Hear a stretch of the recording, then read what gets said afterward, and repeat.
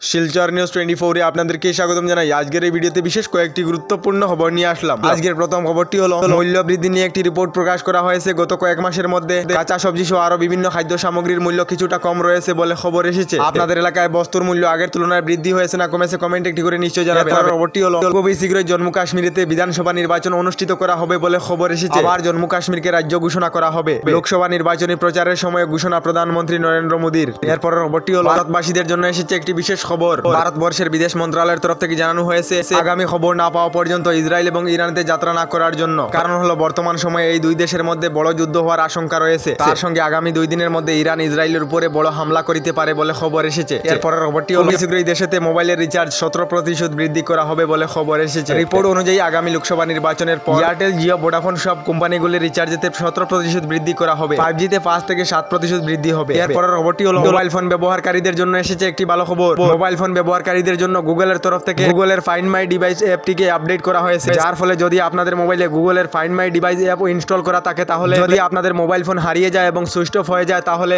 এই গুগলের find my device অ্যাপের মাধ্যমে আপনারা আপনাদের মোবাইল ফোনের লাইভ লোকেশন বের করে নিতে পারবেন বলে জানানো হয়েছে। আপনাদের মোবাইল ফোনেতে যদি গুগলের find my device app download করা না থাকে, তাহলে শীঘ্রই করে নিন। এরপরের খবরটি হলো স্টেট ব্যাংকে অ্যাকাউন্ট থাকা সকলদের জন্য এসেছে একটি ভালো খবর। এবার থেকে স্টেট ব্যাংক অফ ইন্ডিয়ার গ্রাহকেরা একটি হোয়াটসঅ্যাপ নাম্বারের মাধ্যমে এই সবগুলি কাজ করে নিতে পারবেন বলে জানানো হয়েছে। স্টেট ব্যাংকের গ্রাহকদের জন্য একটি হোয়াটসঅ্যাপ নাম্বার দেওয়া হয়েছে 9022690026। এই হোয়াটসঅ্যাপ নাম্বারের মাধ্যমে স্টেট ব্যাংকের গ্রাহকেরা ব্যালেন্স ইনকোয়ারি, লোন ডিটেল সহ আর অন্যান্য বিভিন্ন সুবিধা নিতে পারবেন বলে এসবিআই তরফ থেকে জানানো হয়েছে। এরপরের খবরটি হলো বন্ধন সহ মাইক্রো ফাইন্যান্স থেকে ঋণ নেওয়া রাজ্যের মহিলাদের জন্য সুখবর ঘোষণা করলেন মুখ্যমন্ত্রী ডক্টর হেমন্ত বিশ্ব শর্মা। নির্বাচনী প্রচারের সময় মুখ্যমন্ত্রী ডক্টর হেমন্ত বিশ্ব শর্মা জানিয়েছেন নির্বাচনের পর আগস্ট মাসেই বন্ধন সহ মাইক্রো ফাইন্যান্স থেকে ঋণ নেওয়া মহিলাদের ঋণ মাফ করে দেওয়া হবে। মুখ্যমন্ত্রী জানিয়েছেন এবার 15,000 এবং 25,000 টাকা নয়, সরকারের তরফ থেকে মহিলাদের মাইক্রো ফাইন্যান্সের 50,000 টাকা ঋণ মাফ করা হবে বলে জানিয়েছেন মুখ্যমন্ত্রী ডক্টর হেমন্ত বিশ্ব শর্মা। এরপরের খবরটি হলো লোকসভা ভোটের মুখে বিপদে পড়তে পারেন করিমগঞ্জ লোকসভা আসনের কংগ্রেস প্রার্থী হাফিজ রশিদ আহমেদ চৌধুরী। কারণ হলো হাফিজ রশিদ আহমেদ চৌধুরীর বিরুদ্ধে করিমগঞ্জ সদর থানায় মামলা দায়ের করেছেন মাইমাল নেতা বলে খবর এসেছে। এরপরের খবরটি হলো লোকসভা ভোটের প্রচারে জোর তুলতে আবার বরাকে আসছেন রাজ্যের মুখ্যমন্ত্রী ডক্টর হেমন্ত বিশ্ব শর্মা।